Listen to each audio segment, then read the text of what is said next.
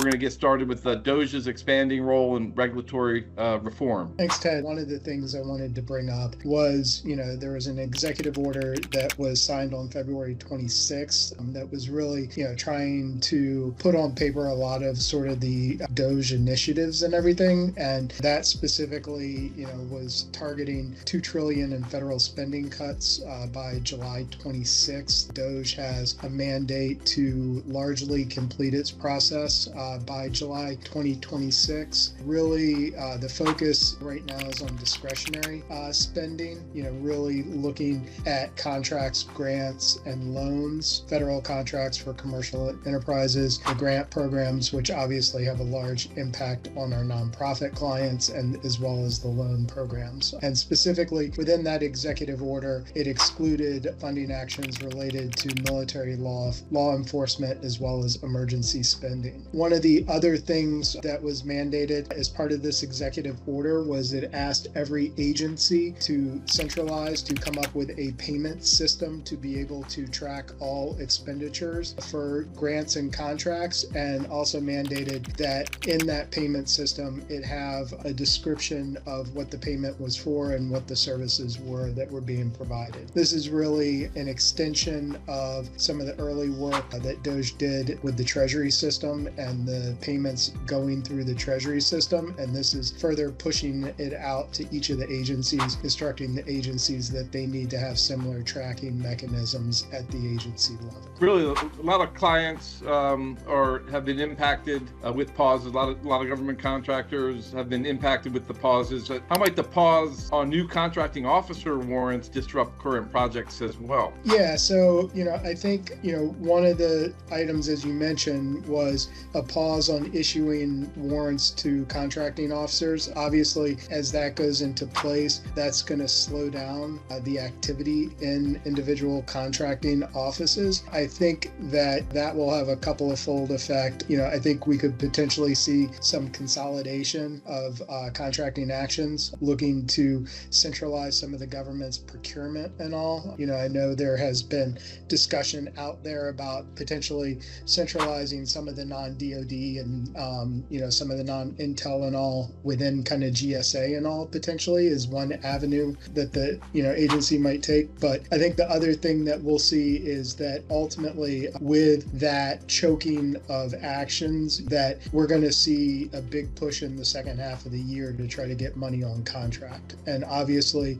getting money on set-aside contracts or existing IDIQs or vehicles that are already in place, whether that be through a GSA schedule, like I said, a GWAC or IDIQ type contract, or small business set-asides is typically far easier than doing a brand new full competition. And so I think that will really create opportunities both on the contracting and grants side for those organizations that are able to position themselves to take advantage, to be talking to their customers and positioning themselves to providing solutions and being able to find ways to easily get money onto contracts or grants and through the procurement system. As part of this, each agency was asked to go through a full contract and grant review, with a suspension date of March 28th. It gave agencies the ability to modify or terminate inefficient agreements. I know with a lot of our clients, we have seen certain terminations or reductions in scope associated with certain contracts. So I know that we have seen an uptick in that activity, I would say, over the last couple of weeks especially. And then a couple of other things specifically were mentioned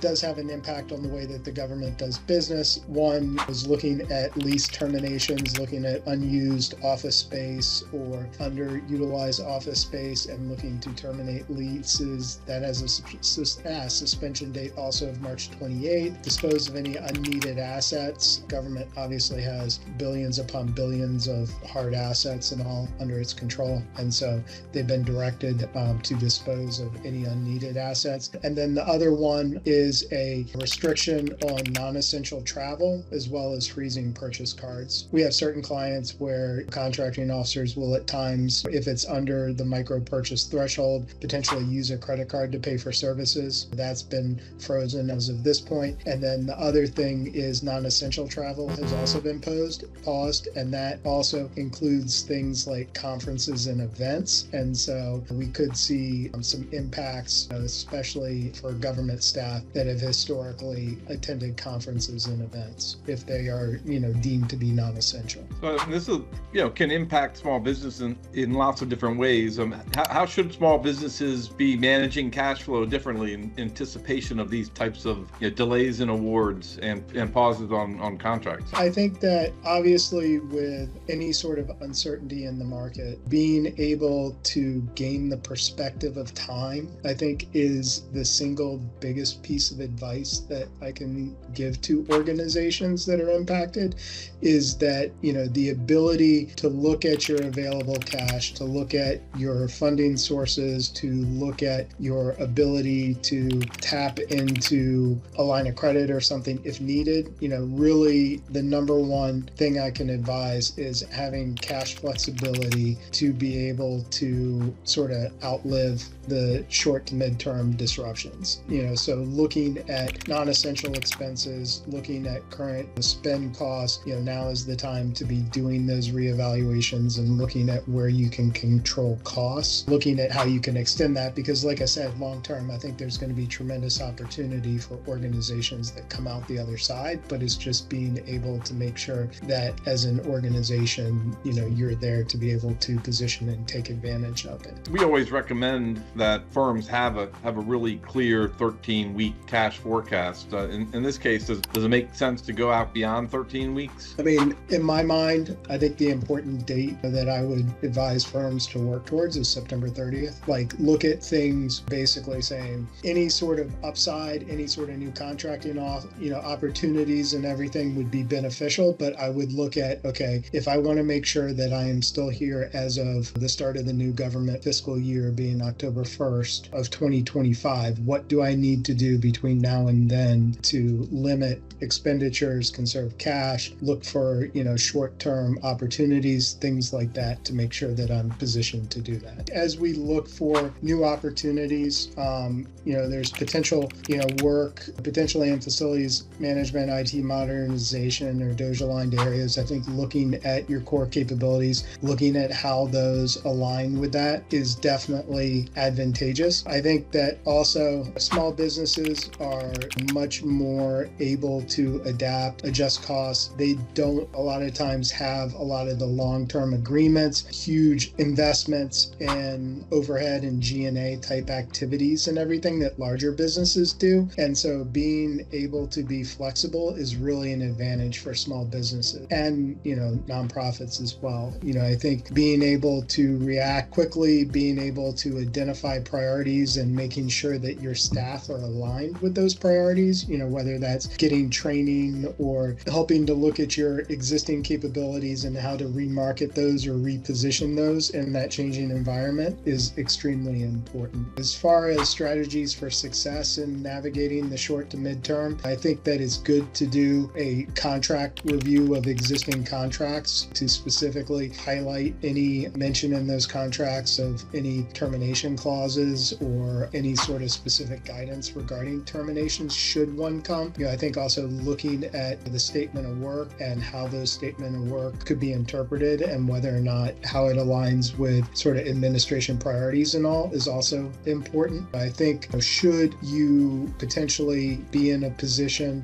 where you might be at risk for some sort of termination or some sort of reduction in contract, I think going ahead and proactively starting to capture all costs and track all costs associated with those contracts is important, so that later on, if you have to gather them, it's much easier to pull together. I think having open conversations with contracting officers and all to understand agency priorities, what they're seeing across various agencies, can be helpful in understanding if there are certain things at risk. And, really, once again, kind of building financial resilience to handle any delays. Our clients thus far, we haven't really seen big delays in payments per se, but depending on the reduction in government personnel and some of those things, it would not be completely surprising if we saw certain agencies at times potentially fall behind in making payments. So certainly making sure that you're looking at all your costs, looking at your financial health, and doing what you can to be able to navigate any short-term interruptions is extremely positive. One of the positive things we saw is the reduction of some administrative burden on small businesses.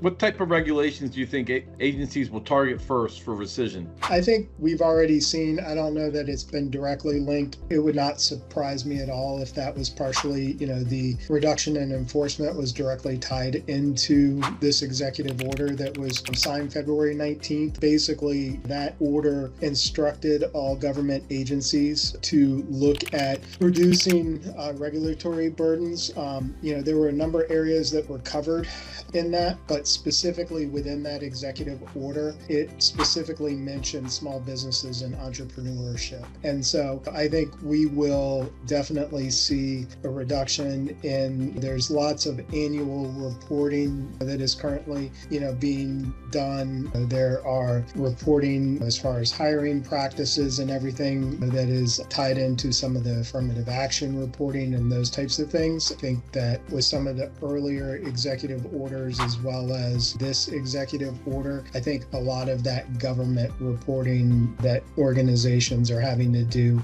you will see get reduced. It was already in effect, but in January, new requirements went into effect regarding SBA requirements for organizations that are part of the SBA programs, and raising the levels on basically the nexus for having to undergo a financial review as well as a financial audit, and increasing the minimum threshold for those to go into effect. And so I think we will see agencies really kind of looking at what sort of administrative reporting is being done and cutting back on that, really looking to be able to free organizations, to really kind of focus on innovation and growth and less on reporting. What's your advice to small businesses looking to take advantage of this increased flexibility and reduction in administrative burden? I think a couple of things. One is that it should reduce the cost of compliance to small organizations. I know that for smaller organizations, making sure that you are compliant with all requirements, sometimes it takes a fairly large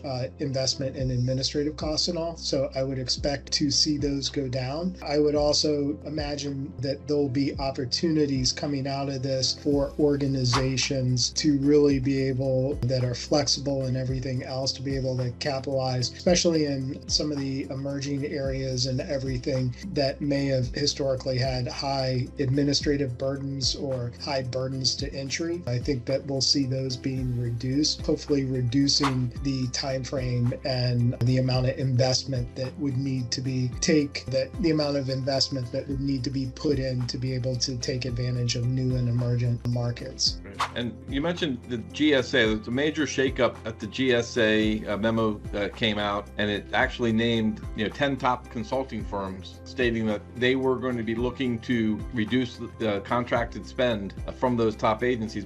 How can a smaller firm position themselves to benefit or capture work from those terminated or reduced contracts? The next slide, we have a list of those organizations that were impacted. But really, I think what we'll see come out of that is opportunities for organizations to potentially take that work. I think that the directive that went out was to examine all of sort of the contracts and awards that were currently in place and identify those that were mission critical. And if they were suggesting retaining one of those firms to continue doing the work, they had to provide justification on why that activity was mission critical. And so I think what you will see as a result is, what does potentially get terminated are things that less of a barrier to entry and, something that more firms can provide. And so I think for firms that are able to position themselves, who know those potential customers, can get in front of those customers and potentially offer ways to get that activity on contract, whether that be through an existing GSA vehicle, whether that be through a small business set aside, or or another means, that is easily able to put that on contract, I think those firms will definitely be able to potentially take advantage of it. I've heard government officials say before that, no one in the government has ever been fired for choosing Booz Allen Hamilton as for a contract award. And so I think that what you saw take place is a little bit of kind of follow the leader, do the less risky thing and award to one of those large established organizations rather than sort of taking the risk of awarding to another entity. And so I think a lot of the work that you will see potentially spin off of these will be activity that will provide opportunities for small businesses to potentially perform that work. So what competitive advantages, just going back to that last slide, this last question, what competitive advantages does a smaller firm have in this scenario, and how would they want to position themselves in those proposals and in discussions with the contracting officer? So there are a couple of advantages. One is that the government still has a mandate to award business to small businesses, and I know that overall the 2025 goals are higher than those in 2024, and so being able to win as a small business, the agency would then get full credit for that award. So that's certainly one avenue. I think that the ability from a pricing perspective, the ability from bringing in people that are highly qualified, whether that's bringing in incumbent staff or anything else, I think that small businesses are able to be far more agile and responsive in those requirements. And then, I think with, like I said previously, with certain set-aside contracts, certain opportunities that are really kind of restricted or targeted to small businesses, is also allows for money to be put on contract much more easily than turning around and taking something from Booz Allen and then giving it to another large contractor, which is kind of defeating sort of the purpose of that directive. Thank you. A lot of M&A starting to get stirred up right now. If you're an owner of a small firm, how do you balance that short-term risk that we're facing right now with the long-term value creation and really positioning yourself to maximize your exit? Yeah, I think that when you look at, sort of the overall market conditions, right, and you look at some of the uncertainty with the government contracting, you also see sort of other concerns economy-wide as far as interest rates, as far as economic spending, and whether or not we're potentially going into a recession at some point in the future. What that does is that creates a lot of uncertainty in the overall market. And so typically what you see during that time is that you will see organizations that want to come in and be able to take advantage of that opportunity and really be able to potentially acquire something at a significant discount to what that organization might normally entail. And so while in the short term, the temptation may be to kind of take chips off the table and kind of avoid sort of the uncertainty and risk, I would say that if you're trying to ultimately maximize value and everything else, making a rush short-term decision can really be counterproductive to ultimately getting really the value that an owner that has built up a firm really kind of deserves in a normal marketplace. And so what I would say, similar to kind of our conversation on cash and everything else, is take this time to really look at how you position yourselves to ultimately maximize value and look at potentially in sort of the long, mid to long term, how can you position yourself to be more attractive and be able to drive the largest valuation possible. So what I'm hearing is just stay focused on value creation, regardless of the risk environment you're facing. Yeah, and really anything that you do to be able to position yourself to be able to navigate through the current uncertainty and everything, not only is going to position you for future success, but it is also going to make you more attractive at a time downstream if you decided to make an exit. Great.